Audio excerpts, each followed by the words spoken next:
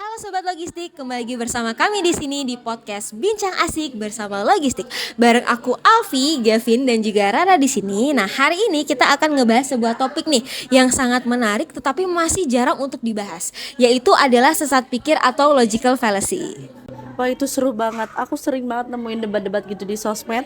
Tapi dia Nggak nyambung gitu ya debat-debatnya tuh kadang. Bener banget. Terus kadang tuh ya kita tuh udah argumen kita tuh udah ngerasa bener gitu ya. Tapi kalau kita tuh bedah lagi pakai kaidah logis itu ya hasilnya tuh akan cacat gitu loh, salah gitu. Makanya juga kita ada tugas UAS kan. Kita bedah bareng. Langsung sekalian aja ya di sini ya. Nah, oke, kalau misalkan kayak gitu, Vin, sebenarnya apa sih definisi atau penjelasan dari sesat pikir atau logical fallacy itu sendiri?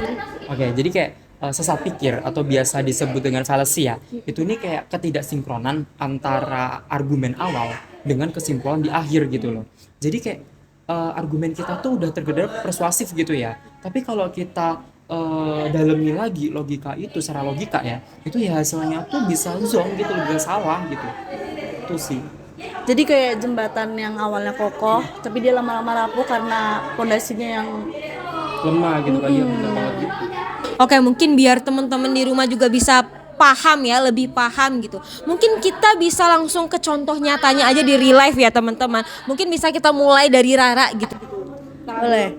Nah, yang pertama itu kayak ad hominem namanya. Itu klasik banget. Jadi bukannya kita ngelawan argumen lawan, malah ngelawan argumen pribadi.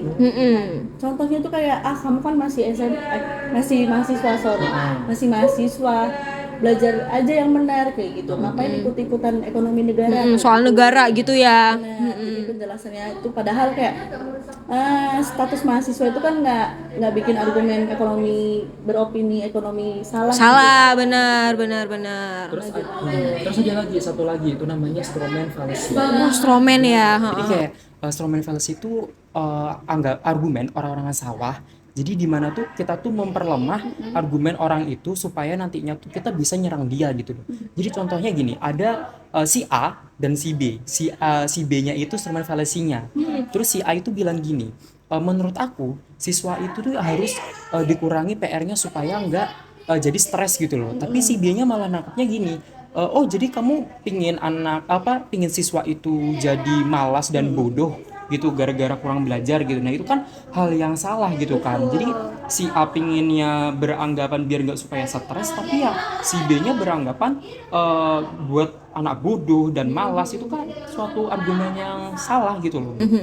Nah, kita tuh sering banget ya teman-teman tuh kadang nemuin komentar-komentar di YouTube, TikTok atau mungkin sosial media lainnya yang memutarbalikkan argumen kayak gitu ya gitu. Mungkin ada lagi nggak sih? Mungkin dari Gavin gitu ya. Ada namanya tuh slippery slope. Nah, slippery slope itu kayak kita anggapan hal kecil itu bisa berujung dengan hal yang besar gitu loh tanpa bukti yang kuat gitu.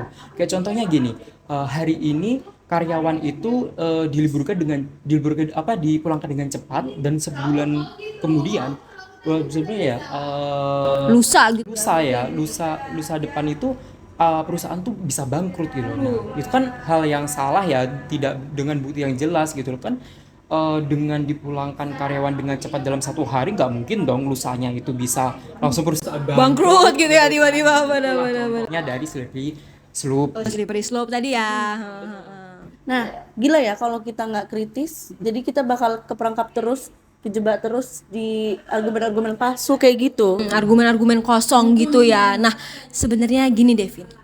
Apa sih sebenarnya inti dari semua ini buat kita sebagai critical thinker gitu? Oke, jadi intinya dari pembelajaran ini tuh kita tuh tidak untuk menyerang atau merendahkan argumen orang lain gitu. Tapi kita tuh di sini belajar gimana sih cara kita untuk berpikir jernih dan supaya kita tuh tidak termakan provokasi oleh orang lain gitu.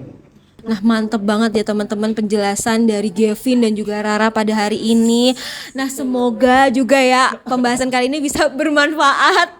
Nggak cuma buat teman-teman di rumah juga. nggak cuma bermanfaat buat teman-teman di rumah, tapi pastinya bermanfaat buat nilai UAS kita juga ya. Oke, kalau misal kayak gitu, aku Alfi, Gavin, dan Rara, kami pamit undur diri terlebih dahulu. Sampai jumpa di episode berikutnya. Think smart and talk right.